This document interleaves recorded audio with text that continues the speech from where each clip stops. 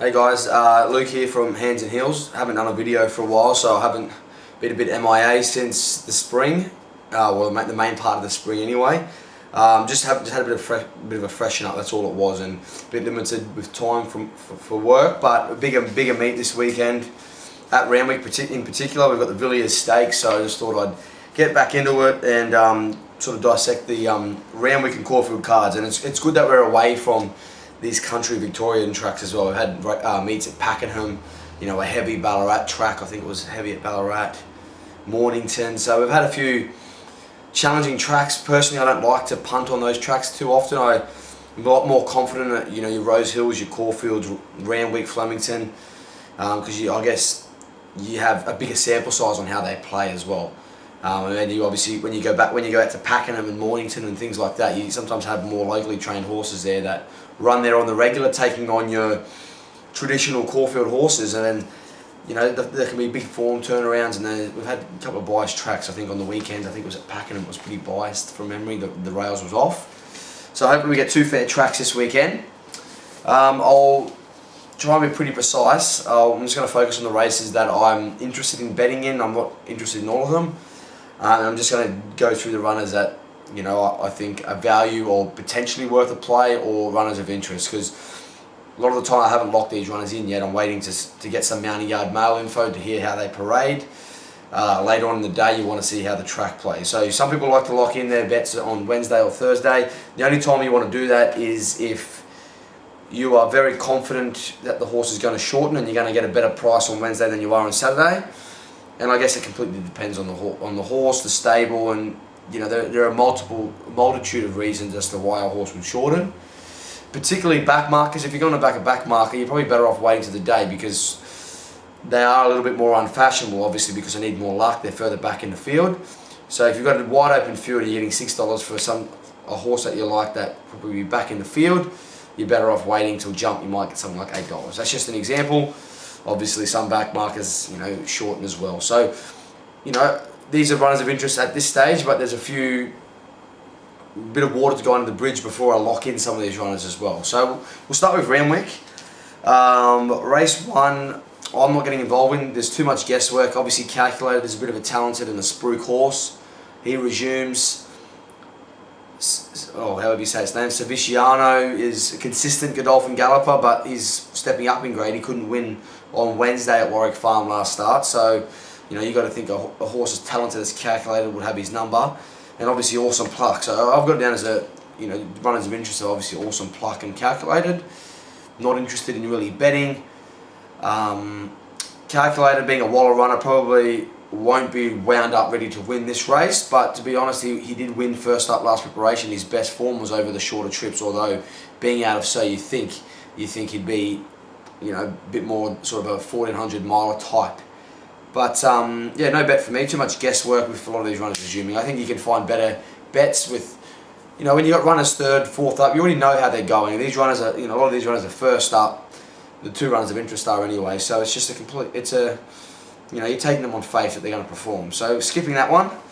Race 2, Highway, not looking at it. 1,000 metres especially. 1,000 metre races can be messy at the best of times. Throw in the fact that it's a highway. I'm not that familiar with the form. I'm not interested. Race 3, no bet for me as well. Broadside, obviously, is a short price favourite and the best credentialed runner. Probably should win. But Broadside hasn't been one of mine, and it has been rolled, in these kind of races before as well. It was impressive first up, but I'm not touching it. It's not my style to dive into Broadside here at $1.75. Alright, we'll go to race 4, English Nursery. So 2-year-old race here, and obviously interesting field. You've got some runners, Sanctimonious, Logan River from the McAvoy Yard coming up from Melbourne. They started at Sandown on debut. Heavy track, so it's hard to know how, they came second and third in that race, but on a heavy track, we don't know if they hated the heavy and still ran second. Well, obviously, they come right into the equation here. But once again, it's tough to line these runners up. It's a lot of guesswork with first starters, second starters, different form lines. Really tough. The runner that just profiled best to me was Miss Invincible. I don't like $3.90, which she opened at. I'm not sure what she's at the moment. want to hear how she parades as well, especially in a race like this where there's a lot of unknown types. You definitely want to get a guide on how they look in the parade ring.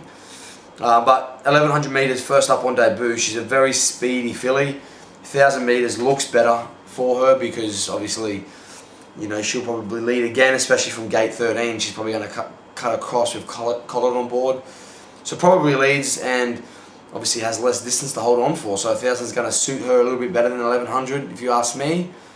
And she's obviously had the run as well. So she ticks multiple boxes because she's got a leader's gate from gate 13. 1000 metres looks the pet trip.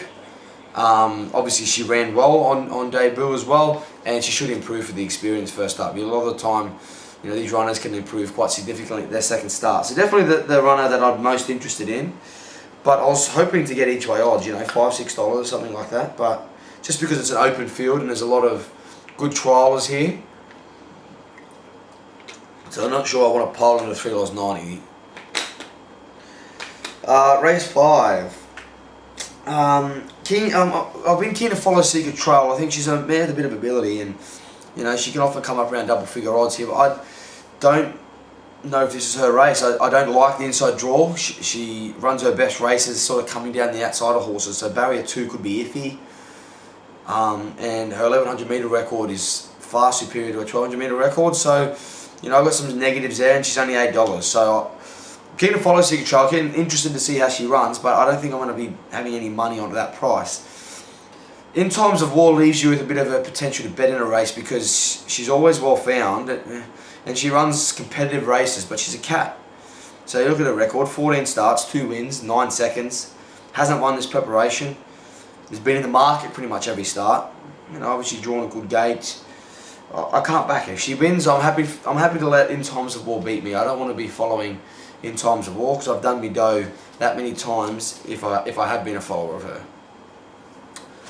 There's some runners of interest. Oh, Rachel has some ability and potentially is interesting first up. I like Kawakini as an each way bet here. It's probably going to be my play in the race because traditionally she hasn't handled a heavy track. Her best form has been on dry tracks. And I didn't like her at Warwick Farm in the benchmark 75 last start because the track actually got down. I think it could have been a heavy 9 or heavy 10 in the end, and all her best form's been on dry. But the fact that she ran second, from just off the top of my head without the info here, I think she carried a pretty big weight there as well. The fact she comes second tells me she's flying the start before she won. Barrier 9's probably suitable for her because she gets back, gets a bit of cover. Will swoop, and I think $11 is a good each way bet. I can find chinks in a lot of these mares, so I think she's well weighted, and I think she has the ability to run a good race at $11. So that's probably going to be my play in the race. Race 6, 1600 metre race, benchmark 84. I don't know if it's a 2-horse race, but definitely only 2 runners I would be interested in backing. You've got Shadalard there, the Waller runner, who obviously is lightly raced, has upside, hasn't finished worse than second, but hasn't ran into a horse as good as Sedanza or even Dreamforce for that matter. So, the fact that it is Waller first up, probably looking for further, probably going to be at its best, maybe over 2,000 metres. I can't have it over a Sedanza, who's probably a better horse, and he's third up here at 1,600 metres, which looks ideal at this stage of the preparation. So if Shadalard won, I wouldn't fall off my chair because it is so lightly raced and it's first up, it could have improved out of sight and obviously had a pretty successful first campaign. But Sedanza, obviously the one to beat. 1,600 metres is ideal here, third up. She's flying, 2 from 2 this preparation. Is starting to get up in the weights a little bit, I guess. That could be the slight query. Barrier 8 isn't bad, but there's no guarantee. There's a chance, there's some type of chance she can get 3 wide. Potentially. So, and you look at last start, absolutely PR'd, had the perfect run, 1 out, 1 back. Won't get a better ride than that. So, she was impressive, visually impressive, but she had every favour, and she's had a good second up record. So, I probably will be betting on it. I think 350 is fair, which is the price she's at now, and I think Dreamforce is the danger, purely because, well, there's a couple of reasons. He's in good form. You've got leader's gate, so barrier 14 will come across. McAvoy, who's got a great rider, good gate for his style of running. Third up here now as well. last start winner. You know, he obviously picks himself as a clear danger to Sedanza. So got down to those two, but Shadowlard would be the third one in line just because of the upside, and it wouldn't shock if it won.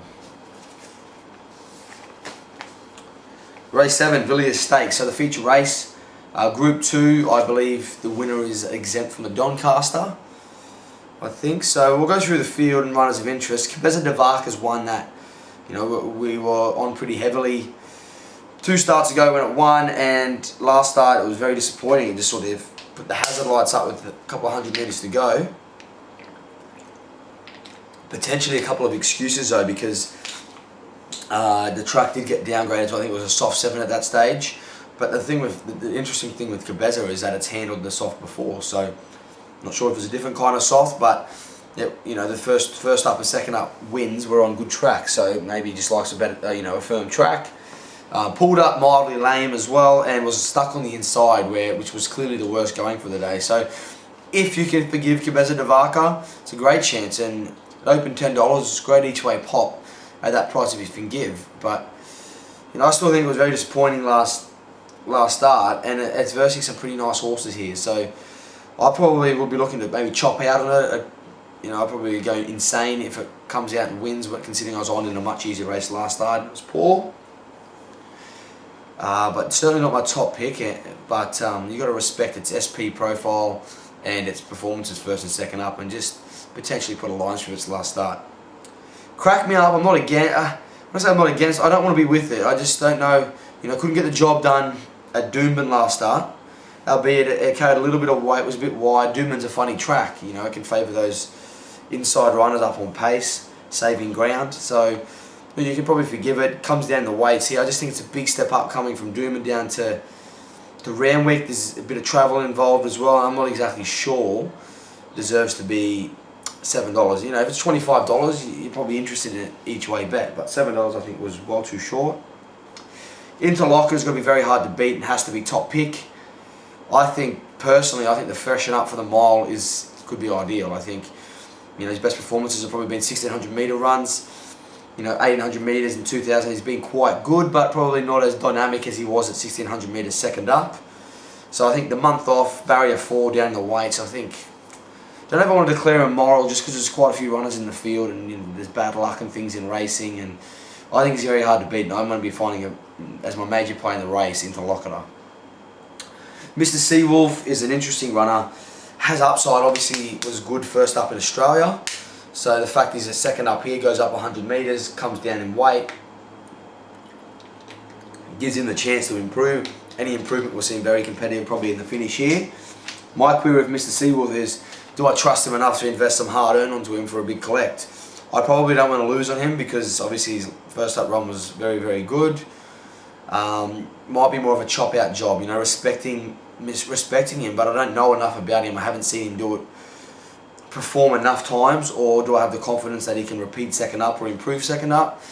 At 550, I don't know if I want to be with him, but it's hard to be against him as well. God's in him could be the best rough hope in the race. I think, you know, it was good first up down at Flemington, second last start, lightweight, 53 kilos, really soft draw. And he's the kind of horse who can bob up at big odds in this kind of race. So I've got Interlocutor on top, definitely will be betting on him. I'm going to be looking to chop out on Mr. Seawolf. Probably wait to hear how Cabeza and God's in him parade. Might spec God's in him either way because he's $26, and I think that's overs, where Cabeza's a bit more, you know, in the market. So, and I don't want to be backing too many runners. I want to take a stance on the race and try and make some money off it. Race 8, so we've got the Razor Sharp handicap. So listed race, 1200 metres. Another pretty good field here. You know, Shetwood's the enigma. Which Shetwood shows up? The Shetwood that I think it was Caulfield Guineas Day, that just romped in on Caulfield Guineas Day to not the latest spring, the spring before. His last few starts has been very poor. His last 3 starts, last preparation. So maybe he just didn't come up. I'm not sure if he had any issues last preparation. He's trialled well, but he always trials well. He wins them by lengths because he's got such a high cruising speed. Barrier 16 litres gate comes across. It's hard to back with confidence. You got $6 there. I don't know if I want to be diving into that in a competitive field here. I would much rather play the Monster, who last start placed behind Rich Charm and Miss Rock up the straight. He's been competitive, you know, in these strong group races around horses like La Romaine, Invincible Gem as well. You know, he's very consistent and reliable, and he's got a soft gait here, so he probably rolls forward, even probably sits just behind the leaders, and he's going to try his guts out. And $11, $3.50 for the place, I thought was very generous, and he's going to be definitely my play in the race. Rain would assist, so if it rains, he comes right into it even more. Calander ticks a lot of boxes. You know, he's 4th up now. He's barrier 7, McAvoy, 55.5 kilos, so he's quite well weighted. Snowden, you know, ticks boxes. But I thought I was on last start at Doomben behind Monsieur Gustave. I backed both runners actually, but I had a bigger bet on Calander. Monsieur Gustave was definitely the smaller collect. Sorry, but I thought Calander had every chance. He box seated.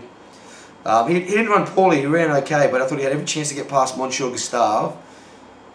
And he had 3 kilos weight relief, I believe, on that day as well. And I just think $5 was a bit skinny in an open field, coming back down from Brisbane, where he failed to get the job done. What price would Monsieur Gustave be here? He'd probably be in the market, but I thought $5 was a little bit too short. Iso Rich, I wouldn't fall off my chair if he ran, you know, top 2 or 3. Just keeps running good races, tries his guts out. But, you know, this is another step up again. This is a step up to a listed race now. But that means he comes down in the weights and will make his own luck up on pace. Surplus flying. It's a very funny prep. It's been very long, although he did have a freshen in there. But the last couple of starts he's been caught very wide. But he's boxed on very well and he's ran very creditably in pretty good company. So, you know, can he measure up in this kind of race? I think, you know, $10 is probably the right price. Or, you know, if I'm getting 20s, I'm probably having a flutter each way. But, you know, I'm not sure what I'll do with Surplus, but I definitely think he's in the mix. And I thought so. Ticks obviously great boxes down in the weights, barrier 3.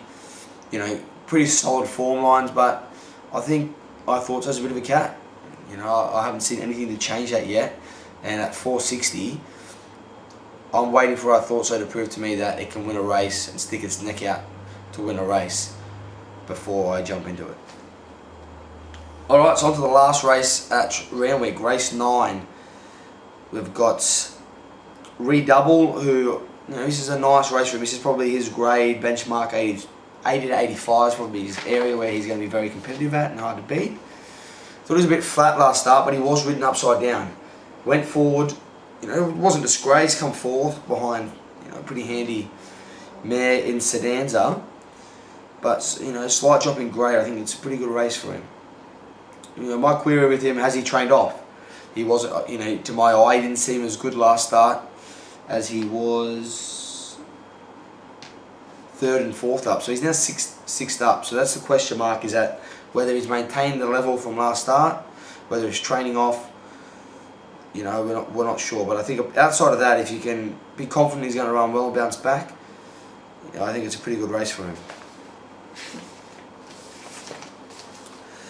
And the other run of interest, probably my top pick in the race, is Malaise. So solid first up. Believe he lumped 61 kilos. He got gelded before the preparation. So he drops 5 kilos here. 1400 metres is probably perfect second up. You know, barrier 5 and Brendan Abdullah. So there's a lot to like about Malaise here. Although the only query I have is that I had every chance to go past Bratislava last start, who I believe won the race. You know, boxed on quite well, but you know, this is a step up. So just recapping, guys. So go through. Not interested in the early races. Race 4, Miss Invincible, is my keen to back her. I just want better odds than what's on offer. Race 5, keen to follow Secret Trail, just not in this race. But I don't mind Kawakini, so that'll be my play there. Each way Kawakini. Race 6, I got it down to probably a 2-horse race. Dreamforce and Sedanza, probably track pattern might be determiner there. You know, if it's on pace, favoured Dreamforce, you know, probably becomes right into it even more. You know, we'll just wait and see. But Sedanza and Dreamforce, definite clear standouts in race 6. Race 7, quite keen into Lockett. I think is a good play. Chopping out Mr. Seawolf, not sure what I do with Cabeza and God's Indian, both runners of interest. Race 8, Razor Sharp Handicap.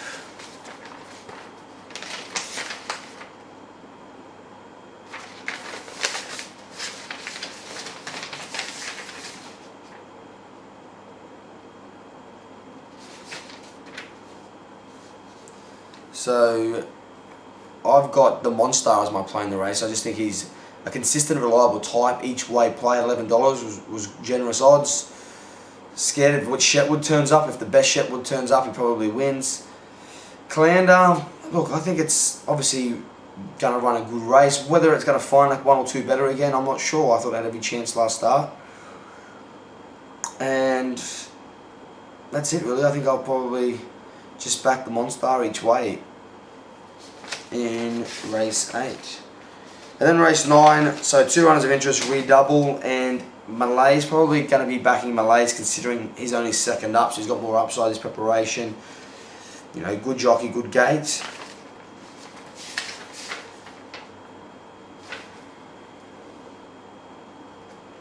You know, Redouble was a little bit flat last start to my eye, so I'm just slightly curious whether he's maybe trained off. So I think Malay's is a better bet there. So cheers guys, that's it for Randwick. Stay tuned for the Caulfield preview. Thanks.